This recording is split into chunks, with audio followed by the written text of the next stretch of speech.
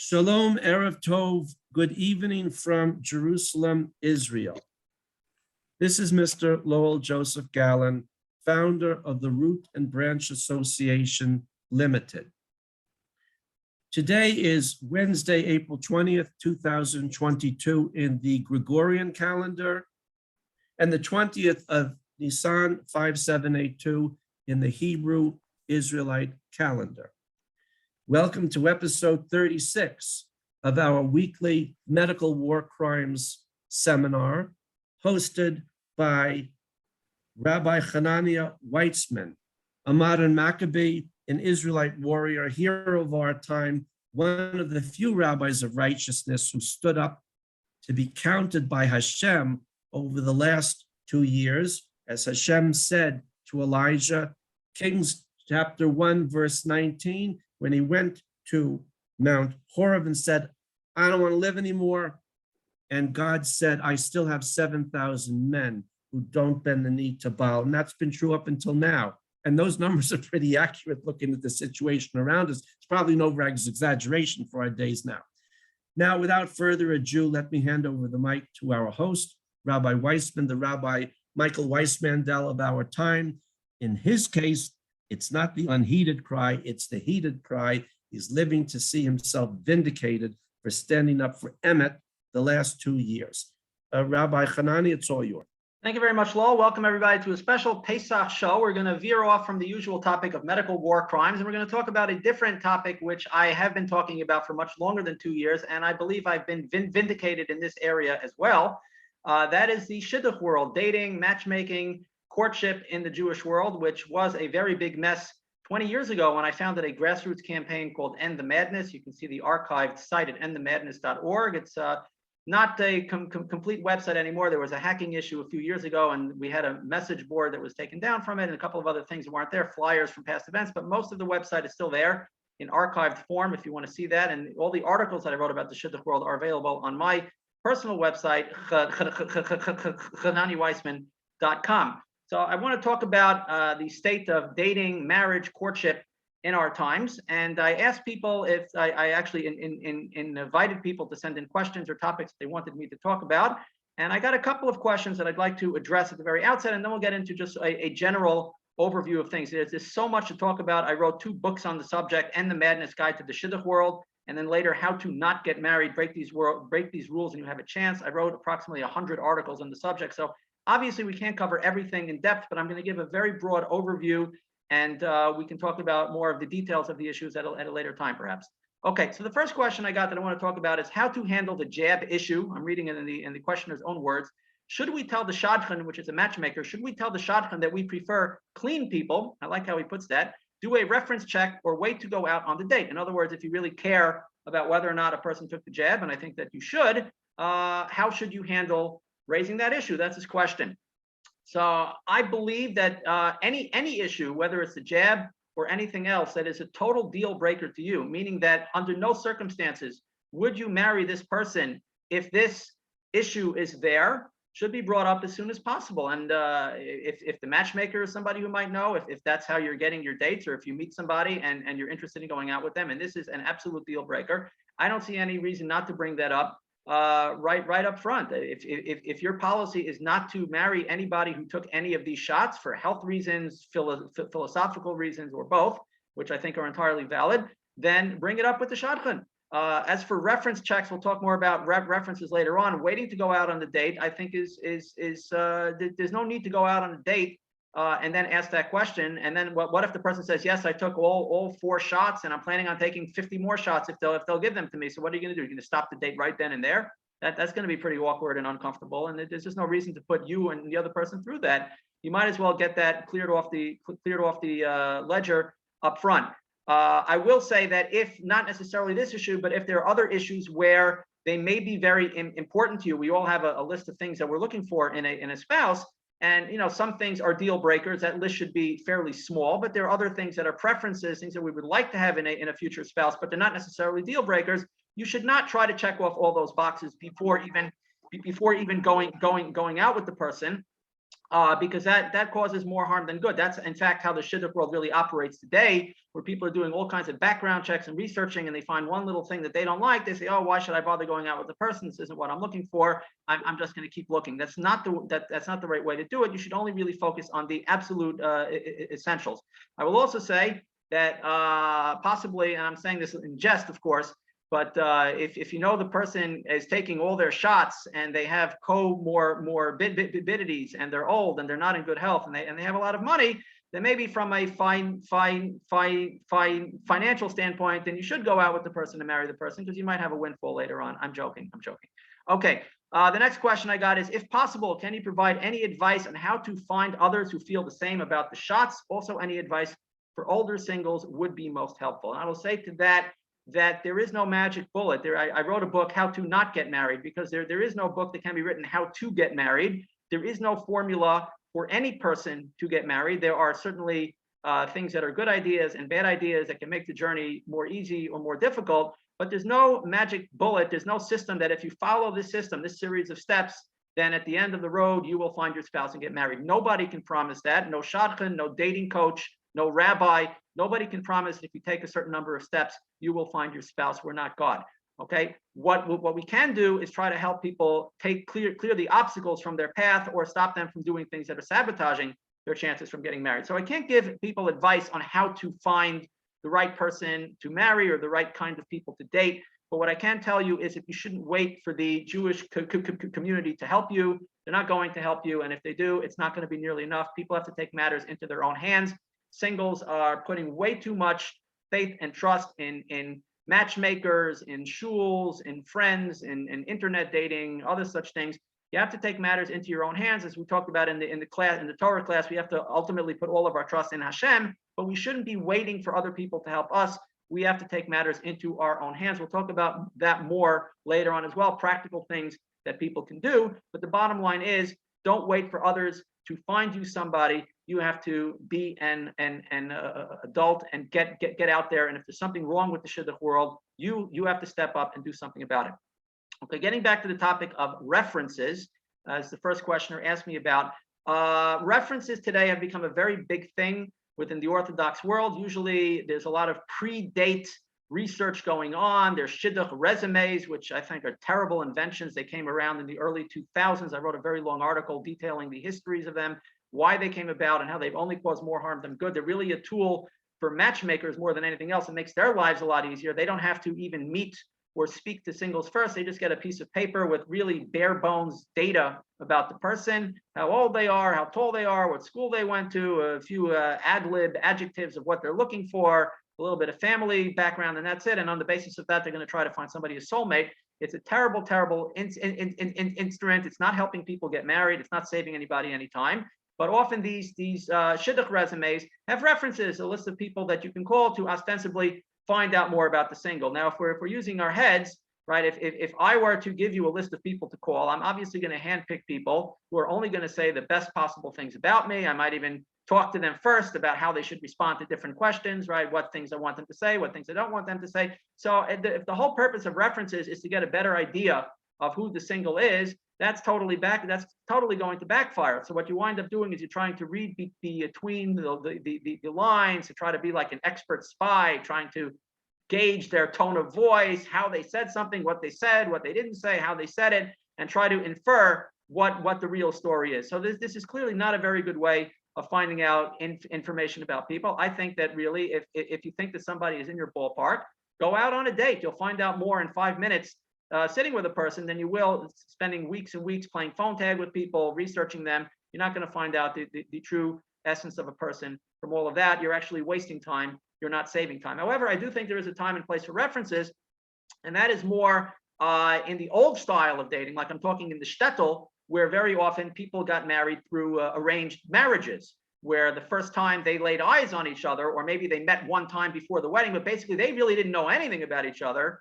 directly, and they were already getting married because their parents arranged everything for them, or they hired a matchmaker to do all the work for them, and then they got married. So if you're doing something like that, then you definitely need references, because that's the only way you're ever going to find out the information. You're not meeting the person. Maybe you're meeting them one time very briefly, but you have to count on the references. But in terms of modern dating, where we don't have arranged marriages, where it's generally expected that people are going to go out many times, at least 3, 4, 5 times at the bare minimum, right? People are going to go out many times, they're going to spend hours and hours together, then there's less of a need for references. And I would say if there is a place for references, it should come later on. It shouldn't come prior to a first date and as a prerequisite for going out at all. They should come after you think that there's potential. You've already met the person, you've gotten to know each other a little bit, it's looking good, but you want to find out, is this person who they really say they are? So then you want to, you want to speak to their friends, you want to speak to people who know them to get a fuller sense of who that person really is. And I would say also, if people are dating from the internet, if they're meeting people online,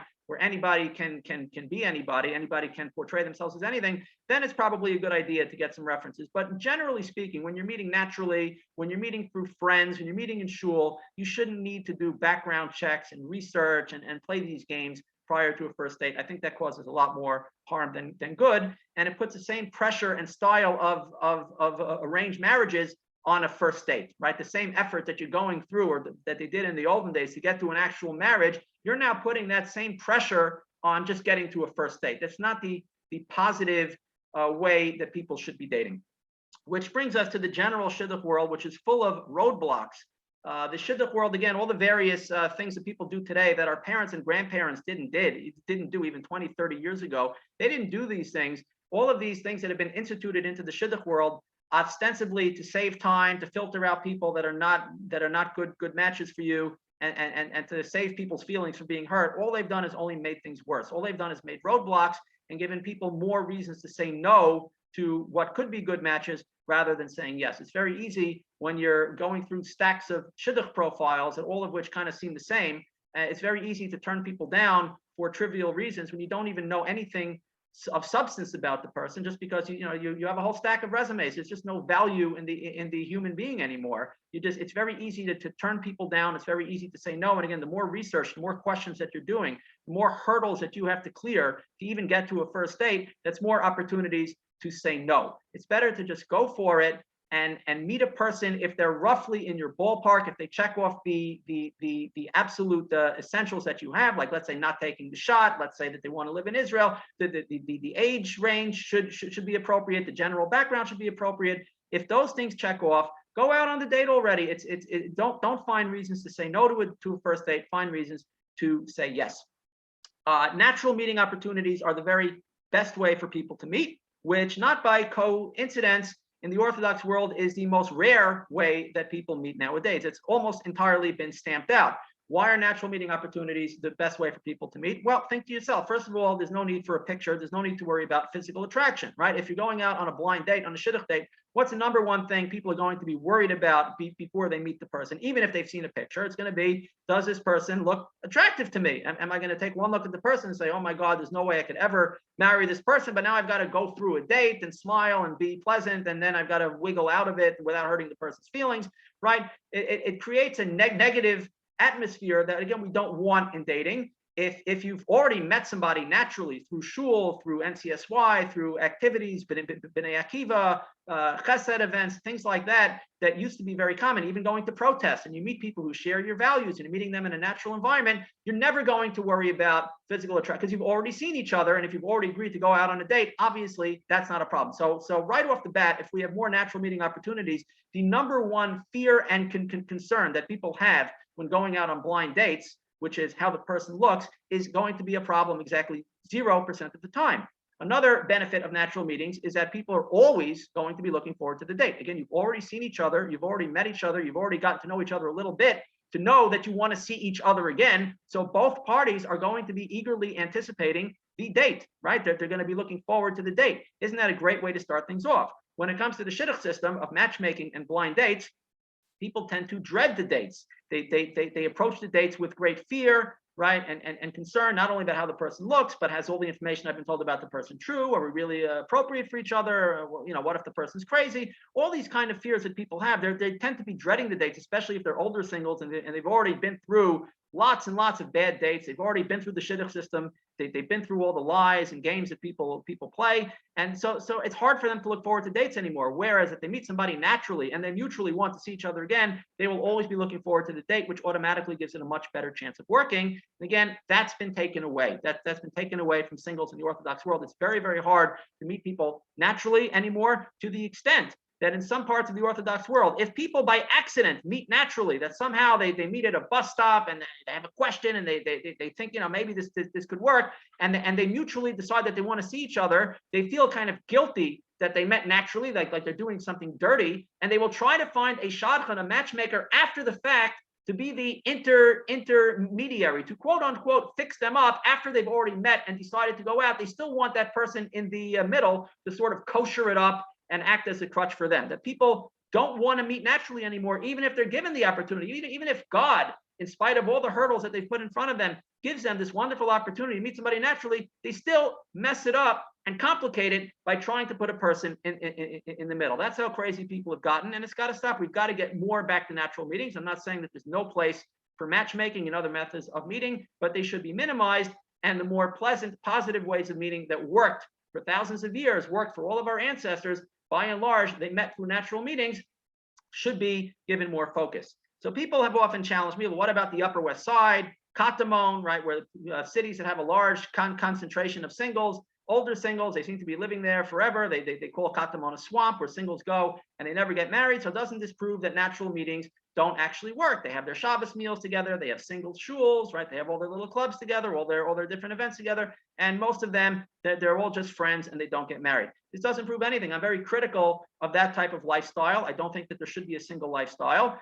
People tend to go to places like the Upper West Side and Katamon, not so much to get married, but to stay single. It's a much easier place to be single when you are among other singles than to live in more family-oriented environments where singles are often marginalized and look down upon and not taken seriously. They'd rather be among their own. It's an easier place to be single, but a single lifestyle is not compatible with the Torah lifestyle. We need to have family-oriented communities that are looking out for singles and that are encouraging singles to get married in a positive way, actively looking out for them, respecting them for the adults that they are, making them part of the community as full-fledged members, even as singles. That's the way it should be. We should not have singles running away to cities of refuge where they tend not to get married, but just to get stuck in the single lifestyle. However, natural opportunities do work much better. The problem is when they happen in places like the Upper West Side and Katamon, it's with this single mindset where everybody's just friends with everybody else. Nobody really dates and gets married, or they're just dating for fun. They're not really dating to get married because it's very easy for them to stay single. Those are not the natural opportunities that I'm talking about. Okay, a short description of some of the main problems with the Shidduch world, and this comes from an outline that I wrote about 15 years ago. Okay, it's still a problem today because again, people didn't listen to me by and large back then. Hopefully, they will start listening now. Social pressure to conform to dating expectations. That's a big thing in the Orthodox world. Again, if you just look at these Shidduch resumes, you see they're all basically the same. They're using the same adjectives, they're using the same language. It's very hard to tell people apart. Why is that? The only purpose of the Shidduch resume is that you can stand out. That is your sales pitch to make people want to know more about you, to make people want to meet you more. That's a sales pitch, but what they're doing is they're trying to be as parv as possible. They're trying to sort of stand out and fit in at the same time. They're trying to show I'm just like everybody else. I'm a very parv Jew. I'm not strange in any way. I'm not outstanding. I'm very outstanding, but I don't really stand out. It's very, very weird because people have the social pressure to dress like everybody else, to think like everybody else, to be like everybody else in order to conform to dating expectations, to the extent that parents will send their children to a particular school because that's better for Shidduch purposes. That will look better on the Shidduch resume.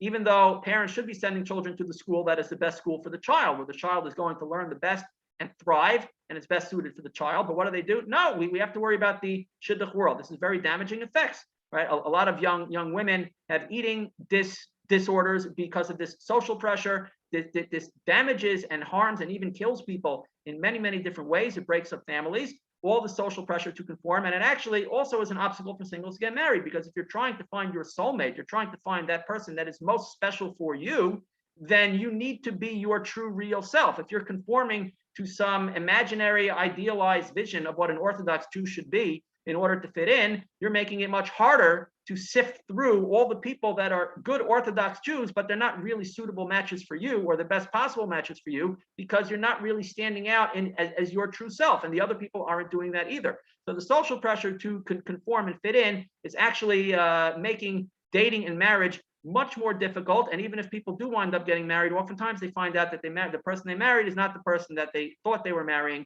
And of course, we've seen the carnage from that in our times. Second is real fear and threat of exclusion. The Shidduch world is based on fear and pressure, fear of what people are going to think of you, right? The threat of not being part of the club, not fitting into the particular category that you're trying to fit into, and therefore nobody's going to want to marry you. This is, of course, very damaging in many ways, much more than just in Shidduch terms, but in lifestyle, the level of faith a person has, how they serve Hashem, how they live their lives. It's very, very damaging. Everybody's afraid of everybody else. We're always looking over our shoulder. Somebody might see me that my hat is not on in just the right way, or I'm not conducting myself the way people are expecting me to conduct myself. I'm not learning with the level of passion for my learning that people expect me to. Therefore, I'm going to get knocked down a few pegs on the Shidduch value calculator. And people live with this terrible fear of each other, as not seeing their fellow Jew as a friend and an advocate, but seeing that as a threat, as somebody who might say bad things about them and hurt their Shidduch chances. That's not creating a healthy Jewish society. And also feelings of being trapped in a system. I think most people hate the Shidduch world. They hate the way the system operates, but they feel trapped. So that people say to me, well, what do you want me to do? You want me to not go to a shachan? How am I going to get married? How am I going to get dates? If people feel trapped in a system, then the system is never going to change, right? People have to be willing to step out of the box and say, if this Shidduch system is not working for me, then I need to find an alternative, or to make an alternative. I need to do something different. If something is damaging to you and harmful for you, but the most you're willing to do is write an anonymous letter to the editor of some Jewish newspaper saying, somebody needs to do something. People need to change the system. Nobody's going to do it. It has to start with you. We'll talk about that more later. The Shidduch system is actually very cruel to singles. I'm fond of saying that if the Orthodox world, out of malice, out of pure malice and hatred for singles, wanted to create a system that was as painful and cruel and inefficient as possible, they couldn't do much better than what they currently have now. It's actually cruel. It ruins people's lives. It crushes people's spirits. And people dread the Shidduch world in general. They dread dating. They dread meeting new people. They dread going out on the next date. They dread going to matchmakers. They dread posting profiles of themselves and sharing profiles. They dread every aspect of the process, but they feel that they have to.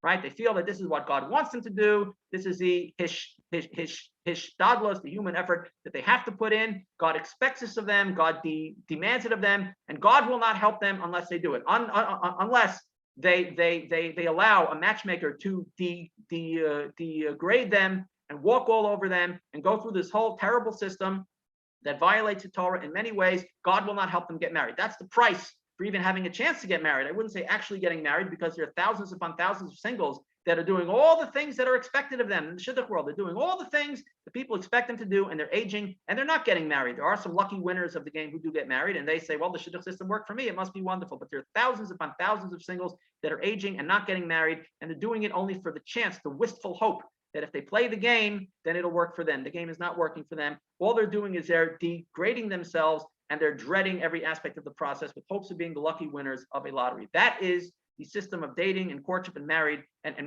that is offered to Orthodox singles. Can't we do better than that, right? This is against the Torah and everything we know about bitachon. I give a shiur every week, and one of the things we talk about is trust in Hashem. This flies in the face of everything that we know about bitachon, which is that we should not put our trust in our intermediary human efforts, even though we are obligated to put in reasonable efforts. We're not obligated to degrade ourselves, to violate the Torah, to do things that are dreadful to us and harm us in many ways as a price that we have to pay in order to earn a livelihood or to get married or anything else in life. We have to do normal things, healthy, positive efforts, not things that are harmful to us.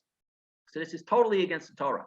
The advice from married people in general to singles is they should give up everything that they're looking for, that they want and need in a spouse. Otherwise, they're called too picky and will never get married. Now, while I am very critical of singles and all the games that singles play, again, I wrote a book, How to Not Get Married, Break These Rules, and we have a chance. And the first part of that book is dedicated to much of the shtick and games that singles do. But the second half of the book is advocating for singles and sticking up for them and all the garbage that they have to deal with as singles. So one of it is the advice from married people who are just trying to help. If you tell a married person, people say, what are you looking for? Okay, so you tell them what you're looking for. Again, hopefully that list is very short and straight to the point of the basic essentials. So let's say, for example, you're a guy and you want to, you want to have children. You want to have a large family. So they'll fix you up with a woman in her mid 40s, and you'll say, look, I'm looking for somebody a little younger, right? Looking for somebody in 30s or 20s, as it might be. What do they say? Oh, you're too picky. I know somebody who got married at 48 and they still had 10 kids. And modern science today, people can still have children. You should trust in Hashem. You're too picky, right? If you say that you want a girl who lives in Israel, they'll almost inevitably fix you up with somebody who lives thousands of miles away and there's no intention of living in Israel. They say, give it a shot anyway. You have to put in your effort. Right? They'll always find you the opposite of what you're looking for. And if you don't take them up on it, they call you too picky and say that you will never get married. Okay. I personally, one time a person wanted to fix me up and I gave him a very short list of things that I was looking for. And he tried several times to fix me up. And every single time it was like the exact opposite. So the first time I called him on it and he said, oh, I didn't have my notes with me. I'm sorry. It happened again, and it happened a third time. I called him on. I said, look, you're finding me people. I'm sure they're wonderful people, but this is the exact opposite of what I said I'm looking for. And he got I said, you need to do a better job. You're clearly not paying attention, or you don't value and respect the information that I'm giving you. And he's trying to talk me into giving it a try anyway. And I said, you frankly need to do better. I gave a little mustard to this guy because I'm not afraid of matchmakers. I personally never went to a matchmaker. They sometimes come to me, but I've never gone to them because I think usually they're horrible people and I don't need them in my life. But this guy came to me and wanted to help me, and he cursed me out, literally using vulgar language. He cursed me out, terrible things, that I'm not grateful to him. He's just trying to help me. And he really called me some nasty names just because he was doing a bad job. And I called him out on that. Okay, so according to the Torah, you're not supposed to put your trust in these people. You don't need to follow advice from those who are telling you that you're too picky. It is true that many singles are picky, but you should be picky about who you're going to marry. If you're going to spend the rest of your life with somebody and build a home with somebody, you darn well should be picky about who you marry, but you should be picky about the right things, not picky about the wrong things. But the things that are important and are essential, those are deal breakers, and you should not sacrifice those things because that is what you need in a spouse, right? The goal is not to get married per se. The goal is to be happily married, to build a thriving, happy, stable Jewish home. Married people also assume that what worked for them will work for you, right? If married people always have their story of how they got married. If you have a couple that met at speed dating, they're going to go around telling everybody, oh, speed dating is wonderful. It worked for me. You got to go speed dating. When speed dating is a horrible experience, hardly works for anybody, but because it worked for them, they will say speed dating is the answer. Every shul should have speed dating every night of the week, and then people will get married. Or if somebody did the Shidduch system and it worked for them, they'll say the Shidduch system is wonderful. Proof being it worked out for me. When they are a sample size of one, they're not a sample size of the entire world. What works for one person is not necessarily going to work for other people. And it's just not a fair way to be counseling singles on what to do by simply telling them what worked for you. You can certainly say what worked for me, but you have to get to know singles as human beings and try to guide them on a path that will work for them. I can tell you another personal story. This happened many years ago. A woman who never met me, somehow she got my number from somebody. She called me up and she wanted to fix me up with some girl who was really special. She kept using the word special. And I said, what's special about her? She said that she's a really great dentist. I said, that's great, but I'm not looking for a dentist, looking for a wife. And it was clear that she didn't know the girl very, very well at all. She didn't know me at all. She had no interest in getting to know me. And again, I called her on that. And she said, well, she met her husband. She was fixed up by somebody who didn't know her and didn't make any effort to get her and set her up pretty randomly, but it worked out. So therefore, she thinks that's the way everybody should do it. And of course, that's nonsense. I'm very happy that she got happily married. She did something that had a very low percentage chance of working, but it worked anyway. Everything will work a certain percentage of the time. Doesn't mean it's a good idea, but that doesn't mean that this is something everybody should be doing. But married people often fall into that trap. Okay, which shows you that married people really have no clue. Every married person was once single. They didn't fall down from the heaven as a married couple. They were once single, and many of these people experienced the hardships of being single. They didn't all marry the first person that they dated. They also bore some of the brunt of being single, and they should remember that always, and they should realize that they're very fortunate that they got married. One of the things I've been saying for a long time is that things worked out a little bit differently. A lot of people who are married today would not be married, and a lot of people who are single would be married. The people who got married didn't necessarily get married because they're smarter and tried harder than everybody else. And the singles who stayed single are not necessarily single because they did everything wrong or there's something wrong with them. It's just, that's the way it is. That's the way God ordained it to be. Some people it worked out and some people it didn't work out. So married people think that the fact that they got married proves that they're an expert on how to get married. They really need to be a little bit humble, especially because a lot of these people may well find themselves single a second time around, and they may find that they're not such experts as they thought they were. People often become that which they hate. I recall one time I met a guy who took a liking to me, and he said, I have to call up a certain rabbi. I think it was his brother or some other member of his family, a rabbi who's great with singles. Got to call this guy, he'll help me. So I called the rabbi. Literally the first words out of his mouth when I called him are, how tall are you? How tall are you? Yes, I want to know how old I am and how tall I am, like I'm some object in a store. Well, that conversation didn't go very well because I gave this guy a piece of my mind, and of course he was not we didn't work together after that. But strangely enough, I once met a guy who wanted to fix me up with his sister. It's also going back many years, and it's a long story. I'll cut it down to the bare essentials.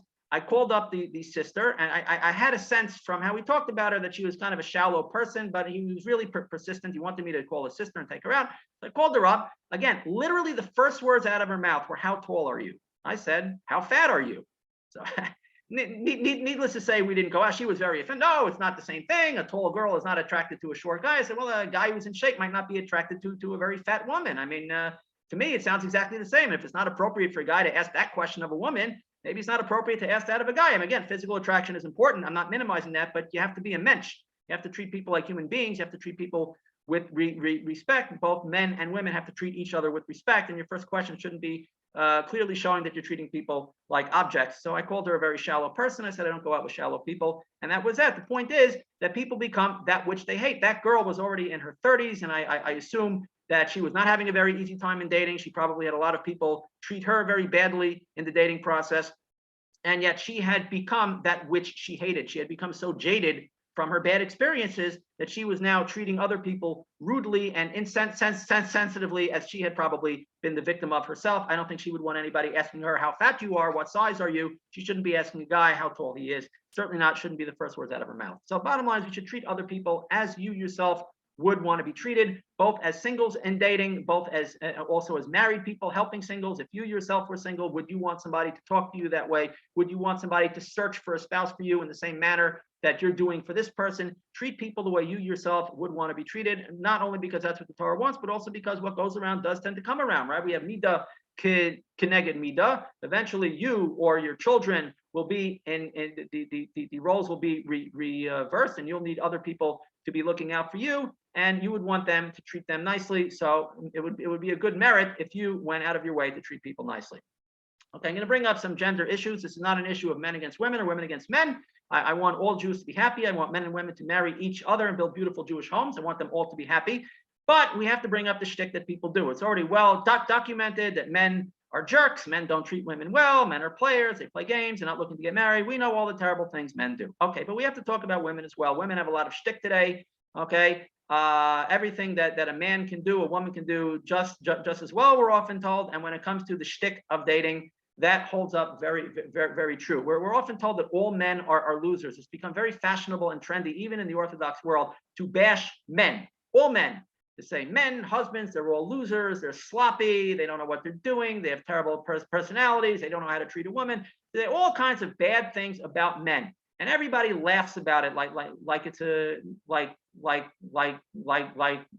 it's a big joke, right? The problem is, first of all, it's not true. I mean, I like to believe that the people that are saying these terrible things, their fathers, their uncles, their brothers, the men in their lives are good people, quality people. I like to believe that most men and most women are quality people that are worthy of getting married and worthy of marrying a quality person as well. So when you're denigrating all men are like this, or all women are like that, you're putting down a whole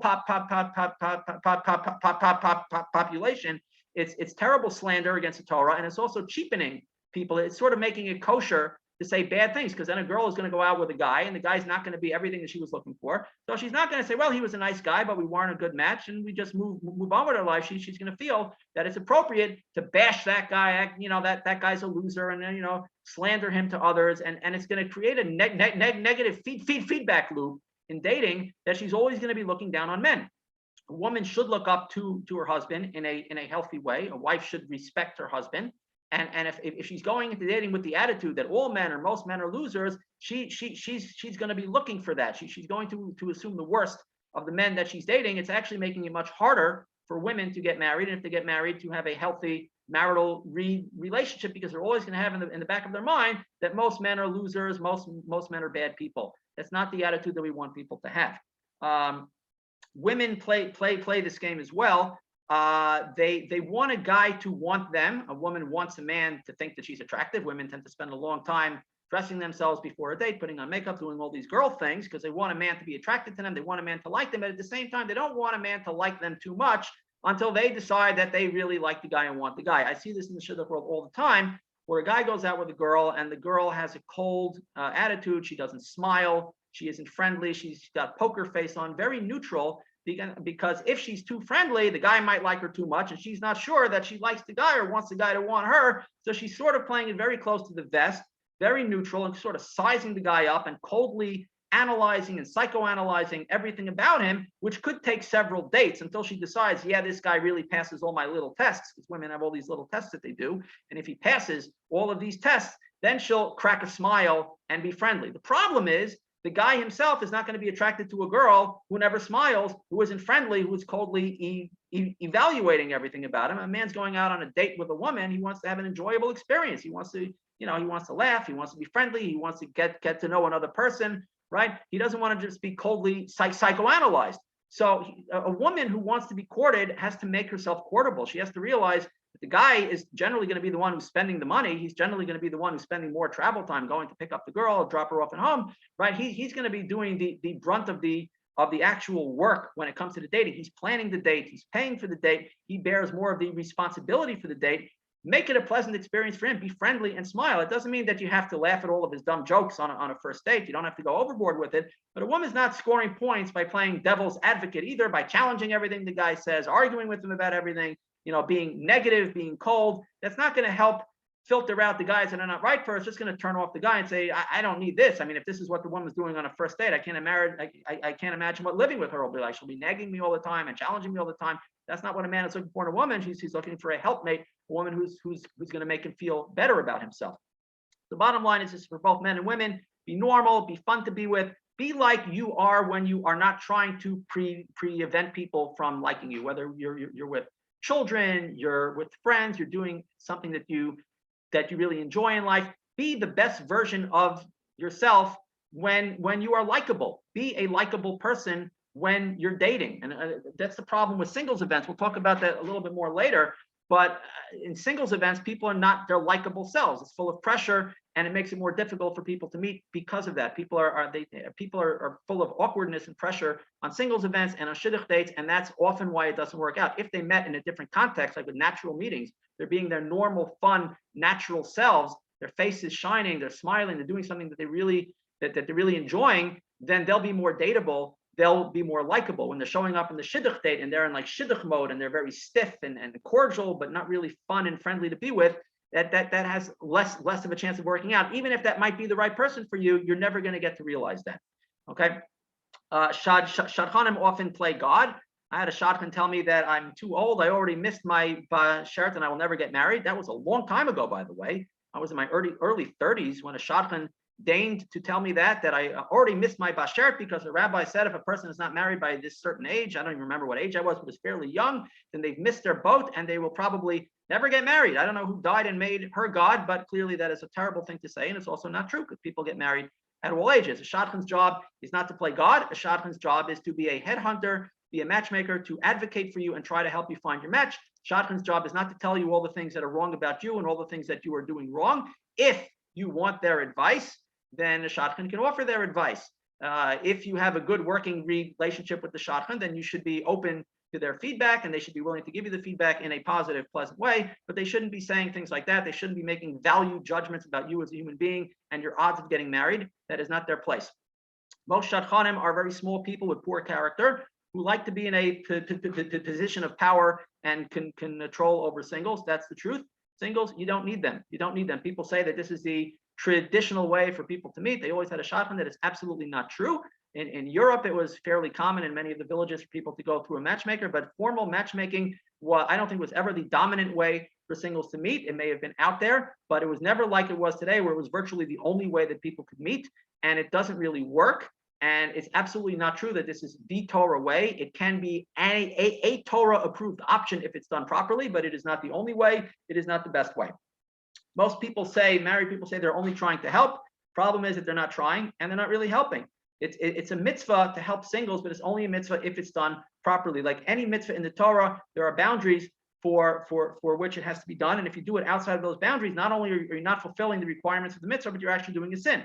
Best example is bringing a korban, bringing a sacrifice. If you bring a korban in the Beis HaMikdash, according to the details of that korban, then it is a very big mitzvah. But if the wrong person brings the korban at the wrong time, in the wrong place, in the wrong way, not only is he not doing the mitzvah, he's doing a very, very grave sin. It's the same thing with singles. The fact that you have good intentions, or you claim to have good intentions, if you're trying to help singles, doesn't mean you're automatically doing a mitzvah. It is a mitzvah if you are truly helping the person and you're doing it in a way that doesn't trample on their dignity, the basic kavod that every human being is entitled to. If you're not slandering anybody, if you're not lying to people, if you're really putting in a dedicated effort to help that person on that person's terms, according to that person's needs, then and only then is it a mitzvah. But if you're just wasting people's time and hurting them, it's not a mitzvah, it's a sin. And I've told many, many people over the years, I've told many shulchanim over the years, point blank, because I have a big mouth, the best way that you can help singles is to be very far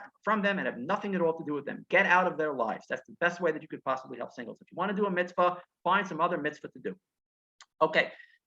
Speaking of playing God, there's something called the Nasi Foundation, N-A-S-I. I wrote about this in some of my articles in my book, End the Madness, a long time ago. They came up with a really weird theory called the age gap theory. They claim the real problem with the Shidduch world today is that there are too many single women and there aren't enough single guys, and the men tend to marry women who are much younger than them, and therefore it creates some kind of an age gap problem where the women are aging and they don't have any suitors anymore, and then you suddenly have a new crop of women entering the Shidduch world, younger women, and the older women aren't getting dates anymore because the men are only dating younger. And the only answer for this is for men to marry women their age or older. They should be pressured to do so. They should be encouraged or pressured to do so, to the extent that even matchmakers should be given a bonus. They should essentially be bribed to make matches between men and women that are older than them. And we're talking about thousands of dollars. They're actually bribing matchmakers to match men with women that are their age or older. Now, this is immoral and against the Torah on so many levels. Now, I challenge the whole theory on many different levels. I talk about the math, how it's actually a Ponzi scheme. Not getting into that because people can challenge the math,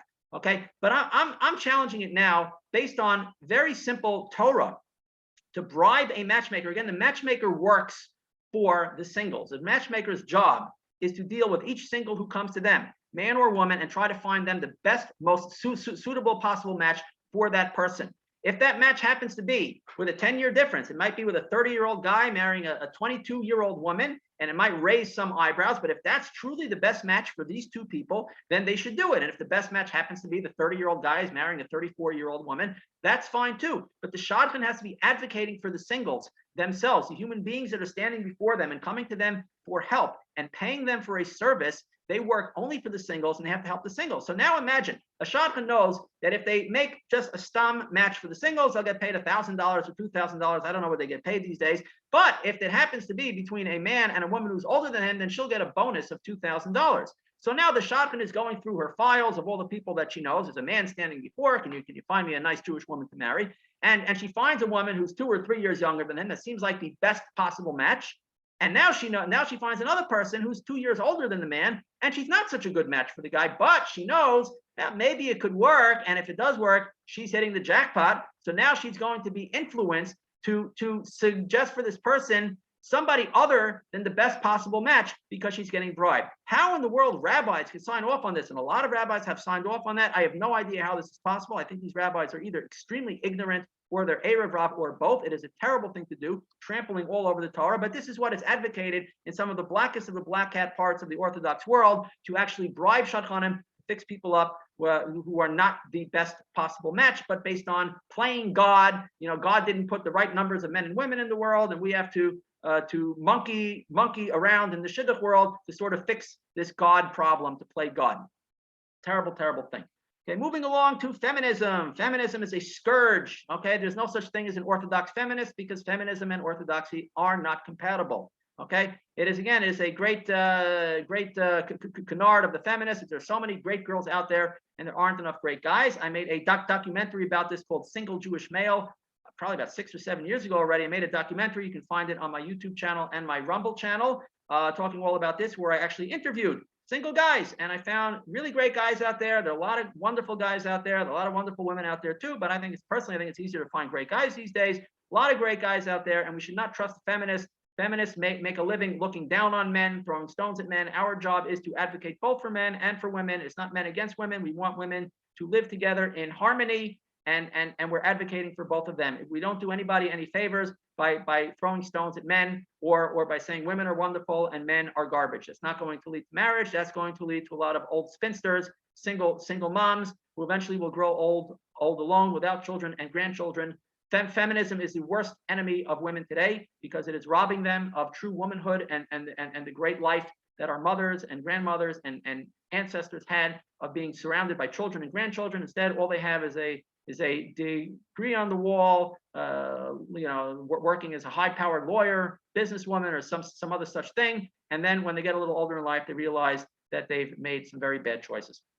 Okay, so how damaging all of this is to everybody? Where does this come from? It comes from the Goyish world. Okay, we really have to get back to true Torah values. And again, as I mentioned earlier, even rabbis, they try to get the cheap laughs and they curry favors with the assimilated westernized Jews by bashing men. This is typical of the sort of rabbi who tends to be a follower and not a leader, and they bring more shame than honor to the Torah. And we really should think about it. If there really is a problem, if Jewish men are all losers and they're not worthy of marrying the wonderful Jewish women that are out there, if there's a problem with men, or there's a problem with singles in general, if all singles need to go for therapy or for coaching, isn't that really a reflection on the societies from which those singles come? Again, these singles didn't just drop from the heaven as older singles, right? They grew up with families. They went to Jewish schools, they went to Jewish day camps, they went to school in Israel, they had rabbis in their lives, they had teachers in their lives. And if they turned out to be, so defective that they're not worthy of getting married and by the thousands, then that's a reflection of the society from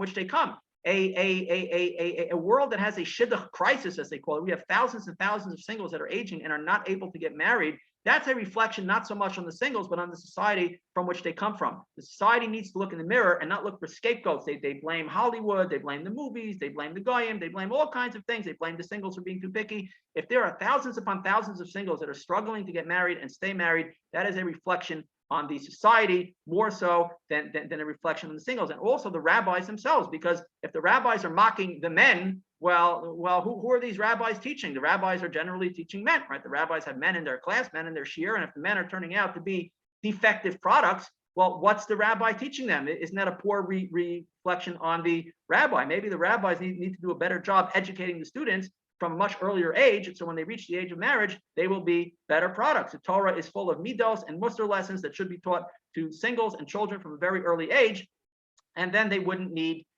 coaching. Okay, the fact that singles need coaching only shows that the society is not educating them properly. Our parents and grandparents didn't need dating coaches. There were no such thing as dating coaches. Singles didn't need to go for therapy. Okay, a much better idea than sending singles for therapy and coaching is not to handicap them in the first place. So if the singles are all garbage, if the singles are not worthy of getting married, as the married people claim, and even the rabbis claim, then that's a reflection on them, not so much on the singles. The singles are victims of the society from which they come.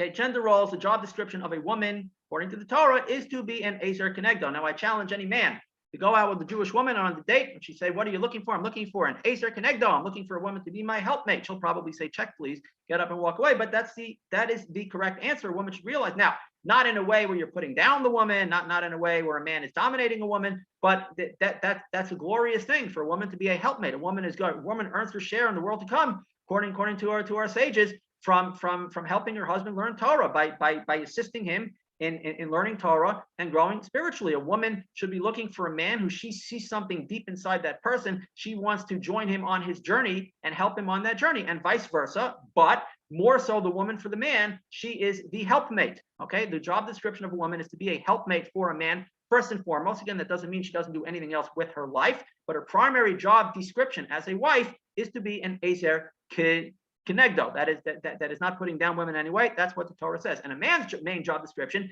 is to take care of his wife, to provide for her material needs. The Torah says he's obligated in she'er, ksus, and ona to give her food, clothing, and to live with her. That is the main job description of a man. A man is obligated from the ksuba. That is a legal document that he signs with his wife when he gets married, that he will give her the shirt off his back if needed. He will work to take care of her. That is the main job description. Okay. Now, again, this will take different forms in different couples within reason, but that's the general framework. A woman should understand that marriage means she's going to be building a home with the man, for a man. Okay, a woman should see something in a man that says, I want to be his partner and build a home for him and with him. And a man should see something in a woman that says, I want this woman to be the CEO of my home, and I will give her what she needs to run that home. That she is the primary leader of the household. Okay, and I am hiring this woman to be my co-partner, to be my partner, and she is the manager of the home, and I am obligated to give her what she needs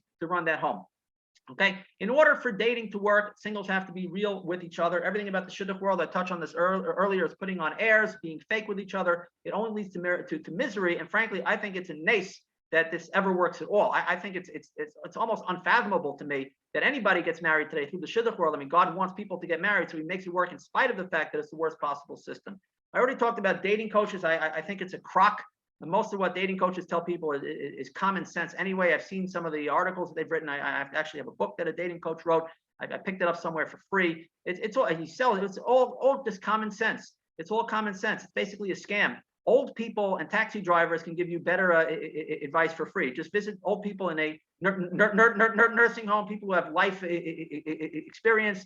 You won't have to pay them by the hour. You will be doing a mitzvah by spending time with them. They'll be happy to talk to you, and they'll give you excellent dating advice. Taxi drivers, you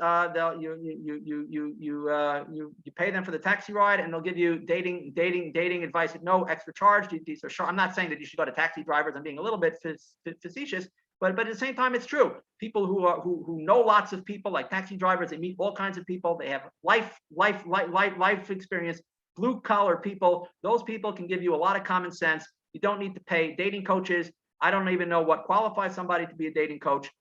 They generally don't really tell you anything anyway. I'll also tell you something about dating coaching. It's predicated on the assumption that singles are automatically guilty, that you're automatically doing something wrong. There is not one person in history, okay, I'm willing to bet on this. There is not one single in history who was struggling to get married, went to a dating coach. The dating coach spent some time with him and said, you don't need me. You're doing everything right. Just keep doing the same things you're doing. It's only a matter of time until Hashem helps you find the right person. You're really doing everything just great.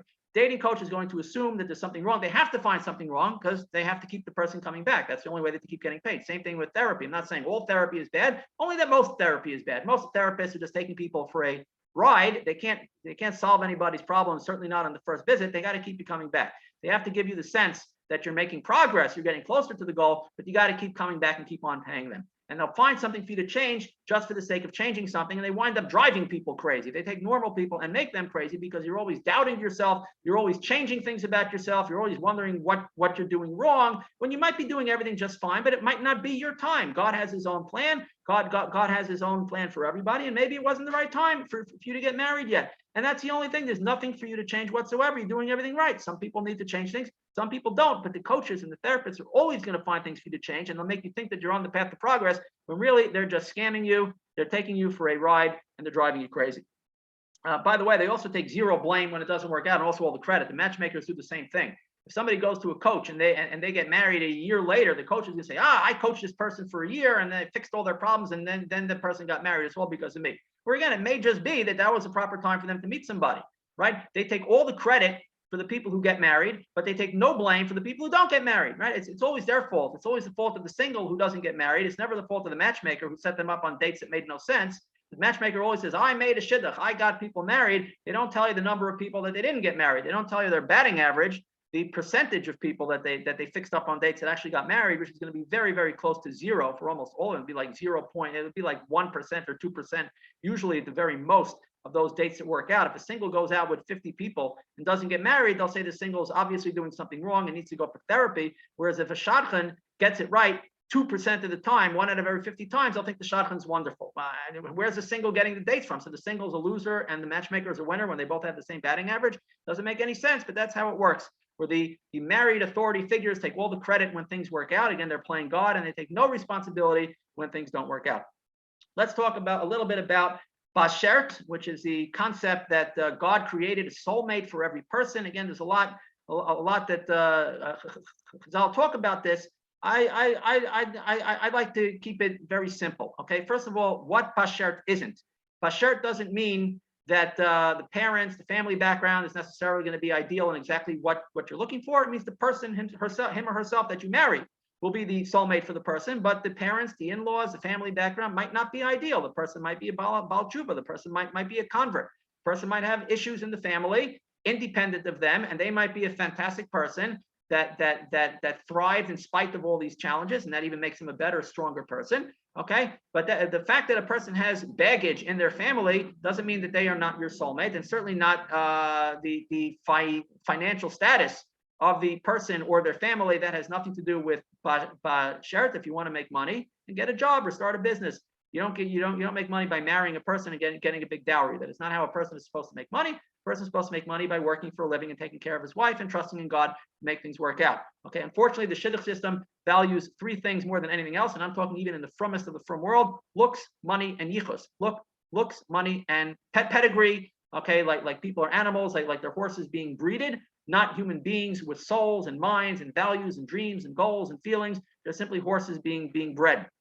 Okay, it has nothing to do with monetary considerations, and frankly, people who don't come from wealth are probably going to make better spouses most of the time because they're more grounded people. They don't have these high expectations of a fancy lifestyle. Again, I'm not saying that you should live in abject poverty, but people who are not materialistic are probably going to be better spouses. Okay, I think, to me, my personal definition of Bashert, I haven't seen this anywhere in any Torah sources, but I've also never seen anything that goes against this. I think that this is really the best way of framing it, is the first person that you meet that you think that you could have a really good life with, and the other person feels the same way.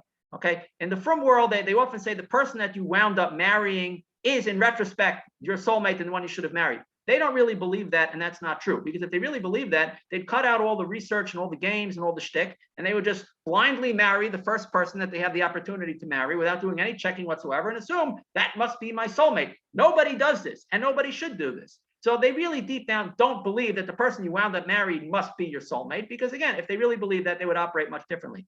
I believe your soulmate is the first person you meet that you really think, I could have a great life with this person, and they feel the same way about me. Go for it. Don't be a fool and throw it away and say, maybe I could do a little better. Yeah, I could stop the carousel right here and marry this person, but I'm still young. I have a lot of options. Maybe the next person I meet will be even better, a little bit prettier, a little bit more wealthy, a little bit whatever, right? A little bit more of the things I'm looking for.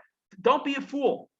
It could very well be that the first person that you have the opportunity to marry is in fact the first person that you date might be your soulmate. And people say, well, you're young, you're just starting out, you really need to meet more people. So the first few dates are just sort of like practice, I guess. You're just getting a feel for dating. I've never understood that concept that some people say. It could be that the best opportunity that you will ever have to marry somebody will be the first or second or third person that you ever meet. And if you throw that away, you might be very sorry 10 or 15 years later. You might still get married, but you'll be kicking yourself. You say, I could have had somebody much better than what I wound up marrying, and I could have saved all that time and energy and got married much younger. So again, the first person that you meet that you think that you could have a really good life with, and they feel the same way about you, don't be a fool. Don't throw that person away. Don't worry about what you might meet if you continue dating. Stop the carousel right then and there. Get married and don't look back. Okay. So what should you be looking for? What are the things that you should be picky about? I think, again, I try to keep it simple. I'd say three things. Okay, a person who shares your goals, values, lifestyle, meaning that you can build a family and a home and you'll generally be on the same page. Okay, you enjoy each other's company, because ideally you'll be spending a lot of time together. You should enjoy each other's company. You should enjoy talking and just being together. And physical attraction. If you have those three things, if you're physically attracted to the person, you look forward to the dates, you like spending time with the person, and generally speaking, they share your goals and values, go for it. All the rest of it is shtick and nonsense. Okay, I started EndTheMadness, my grassroots campaign. Again, I'm not really involved with that anymore, but I still have a lot of archived articles and books and videos about the Shidduch world. EndTheMadness, how is it different than the other things that are offered to singles? Is really because it's two tracks. One is that my goal at the time, and still is, was to create more and better opportunities for singles to meet, not just natural meeting opportunities, but matchmaking should be done differently. Online dating should be done differently. I actually created a site that unfortunately never really got big. It was a free service to the community called hotkiddish.com. We can talk about that afterwards. If anybody wants to maybe even take over the site, I'd be willing to give it to them if they can really build it up as a free service for singles to create more and better opportunities to meet. But at the same time, we have to educate people to have the proper values, attitudes, and mindset during the dating process. Because if you do one without the other, it's not going to work. Meaning, if you give singles more opportunities to meet, but they're approaching it with these backwards attitudes, it's not going to work. They're just going to throw away, good opportunities, and it's not going to work. Whereas if you educate people, but you don't give them better opportunities, then it's not going to lead anywhere either. You really have to do both. And I was doing that. I was creating different kinds of events where people could meet, different avenues for people to meet, but at the same time, educating them. The number one thing that everybody can do to make life better for singles is have mixed seatings at weddings. At least for the singles, I understand sometimes husbands and wives don't want to sit next to each other. They want to sit next to other people's wives. Frankly, if I was married, I assume I'd like to want to, have that as a date night, spend it with my wife. People have their own considerations in terms of the married people sitting together. I don't really care about that. People can do what they want in terms of that. But the singles themselves should certainly be seated at the wedding meal together. It's cruel, really, for the chassan and kala to be smiling and dancing and look, we're so happy. This is the greatest night of our lives. But you can't have that. You've got to sit the men over here, the women on the other side of a barricade, and the other end of the room. They're never going to meet each other. To not allow their friends to meet each other is cruel, and there's no reason for that to happen. These are people who have similar backgrounds, similar friends and backgrounds. They're dressed their best. There's marriage in the air. It's a natural meeting opportunity because it's not a singles event. Right, they're there for the wedding itself, but at the same time, you're also meeting people, you're schmoozing with people. Why not take advantage of this perfect opportunity to let the singles meet each other? There's no excuse for that. It doesn't require any money, planning, or anything. Just let the people meet. Allow people to meet each other. We have to stop with the excuses. I mean, I've gotten so many. I used to get a lot of heat when I spoke and wrote articles about the mixed seating at weddings. All the excuses that you can possibly imagine.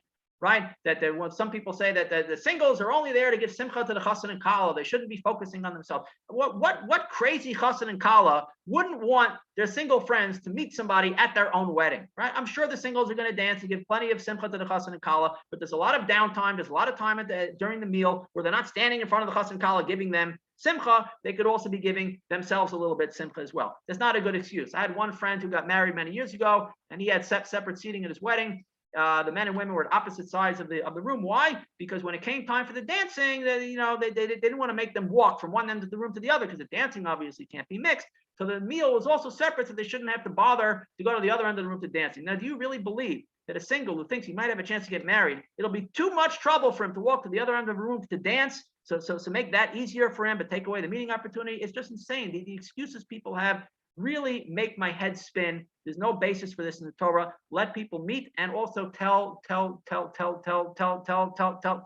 band to keep it down, not only because it makes people deaf, but also because you want the singles to be able to actually talk to each other and hear each other.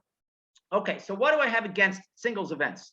Singles events generally are no more successful than matchmaking and online dating, meaning they almost never work. They're painful experiences because singles are in their shidduch mode. Singles events are awkward. They're full of pressure. They're being fake. They're pretending to have a good time. They're always looking over their shoulder at who they could be talking to instead of who they're talking to right now. They have to be talking at all times. Otherwise, it's weird. Like if they're standing around quietly, not talking to somebody, it looks very bad for them. They have to be constantly making small talk while they're sort of scouting out the room, scanning the crowd to see maybe their future spouse is somehow in the room and they want to be talking to that person. It's a very weird environment. They're not the best version of themselves, as I mentioned earlier. They're not really likable at singles events. They don't work. Now, everybody knows somebody who met somebody else at a singles event, but everybody else is having a really bad time. And we don't believe in human sacrifice. There's no reason for everybody to go through this painful, worthless experience, which is also expensive many times, just so that you can have that lucky couple that hits the lottery. The same thing with the blind dates, as I mentioned before. Okay, so what's better?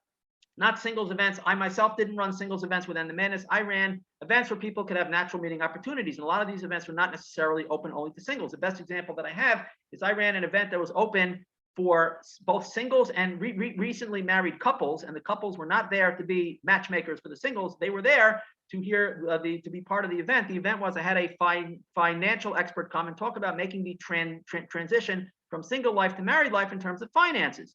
budgeting, bank accounts, planning for retirement, insurance, all these kinds of things that are really, really important. I mean, the number one thing that married couples fight about is money, finances, right? They have different views of how to save and how to spend, right? They fight about that. They don't usually talk about that much in the Shidduch world. When they're dating, they get married, and then suddenly it becomes a big problem. So again, I had a financial expert come in. It was open to singles and recently married couples. It was a practical, hands-on event, but at the same time, it was a social opportunity. People had the opportunity to meet, but there was zero pressure in the room because nobody was there exclusively hoping, with the expectation of meeting their spouse. I'm sure the singles were hoping in the back of their mind, I'm meeting new people, maybe something good will happen. But if they were able to see the future and know that they would absolutely not meet somebody to date or marry at that particular event, would they still want to go? The answer is yes, because they wanted to be there for the event itself. And the natural meeting opportunity was built into that. So it didn't have the pressure. They were meeting people who shared their interests, doing something that they genuinely wanted to do. And they were meeting like-minded people in a casual environment where they had the opportunity to get to know each other in a likable way, in a way where they were the likable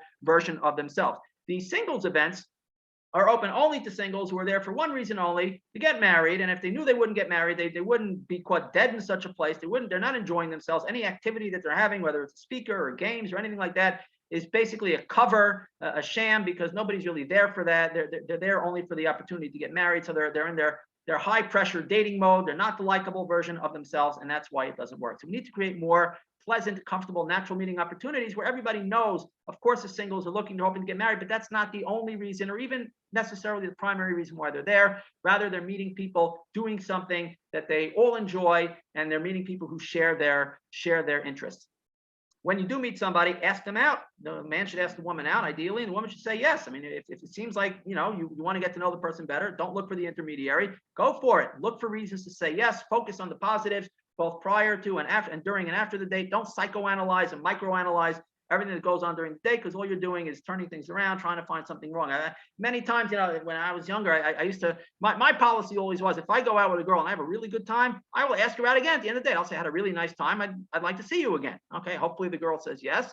What often happened was the girl would say, I'm not sure. I have to think about it. Well, what else was she thinking about for the last few hours, 2-3 hours, What else was she thinking about other than, I'm having a nice time, I'm not having a nice time, I'd like to see the person again, not see the person again. So what she has to go home and replay everything that happened and analyze, I said this, does this really mean that maybe I have a personality flaw, that maybe 30 years down the road, this might, going crazy about that. If you're having a good time, seems like a good person, say yes and go out again. Focus on the positives. If you're already having to think about it, that means you're thinking about reasons to say no. There are really two answers when you ask a person out. There's yes and there's everything else. Everything else is basically a no.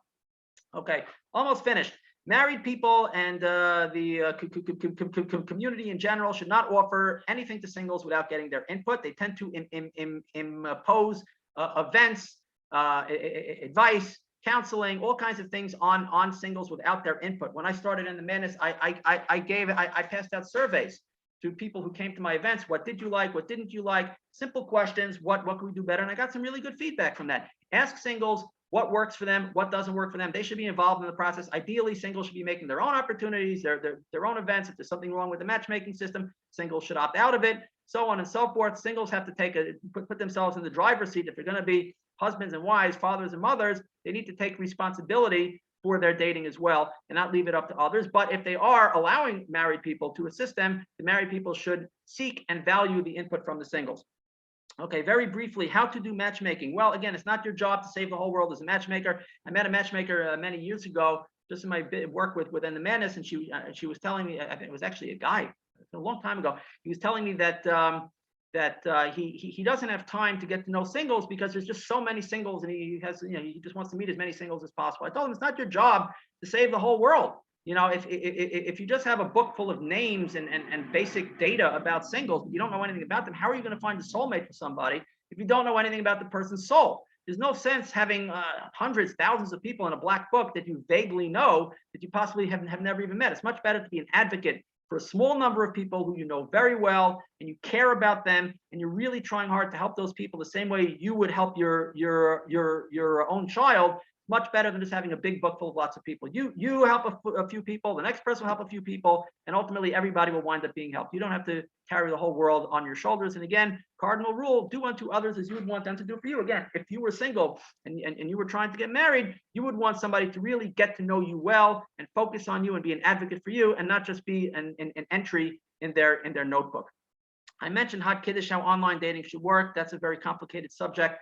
So I'll just ask you to look up Hot Kiddush and what I wrote there. I'm also going to put a link into the chat box, the covenant from the End the Madness website, which is very basic pointers that I ask people to sign and to agree to in their dating practices, both married people and single people, and how they're going to approach the Shidduch world. But one line that I put in there in bold was to be an active part of the solution and not a passive part of the problem. Again, if there's something wrong in the world, don't wait for somebody to fix it. Go do it. Go fix the problem. If you can't do it yourself, get other people to help you. Take charge.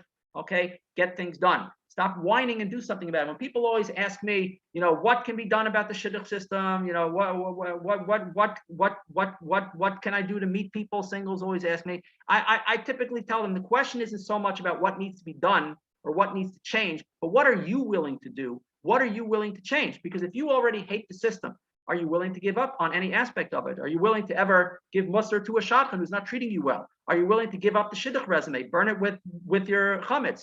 Are you willing to stop asking stupid questions or stop answering stupid questions when people are doing the research and the investigations, right? If you're not willing to change anything about the process, then why do you expect the process to change? Nobody can change it for you. You have to be part of that change. Okay, are you willing to create a natural meeting opportunity, a Shabbos meal or something that is a pleasant way for people to meet? If you're not willing to do anything differently, then you forfeited the right to ever complain about the Shidduch world, because you're part of the problem and you've made your choice and now live with it. You've decided to play the game. I hope everybody wins the game, but a lot of people are going to lose. You've made your choice. You've opted into the system. It is a choice. You're not forced into it. Now you have to live with the consequences. If you don't like the Shidduch system, then you have a choice. Either opt out, make some changes, or live with the choice that you made. The minimum that everybody has to do is to be true to themselves and to others, to be a real person, to be honest, be normal, be friendly, be serious about getting married and giving good opportunities a chance, to drop the shtick and put their trust only in Hashem. Again, there's so much more to say about this. I dedicated many years of my life